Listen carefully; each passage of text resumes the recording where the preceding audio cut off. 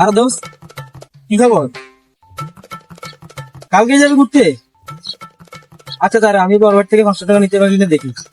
হ্যাঁ ঠিক আছে দাঁড়া। হ্যালো জান, কি করো? টাকা লাগবে কত? আচ্ছা 5,000। আচ্ছা ঠিক আছে, আমি তোমারে বিকাশে 10,000 টাকা পাঠাই দিচ্ছি, ঠিক আছে? আচ্ছা ভাই আমার 500 টাকা লাগবে। কি 500 টাকা? তোদের বয়সে আমরা 10 টাকা 20 টাকা পাইতে কষ্ট হয়ে যেত, আর তুই 500 টাকা খুঁজে? যা, টাকা নাই। ঠিক আছে, দিবা না তো? না, যা এখান থেকে। দিবা না?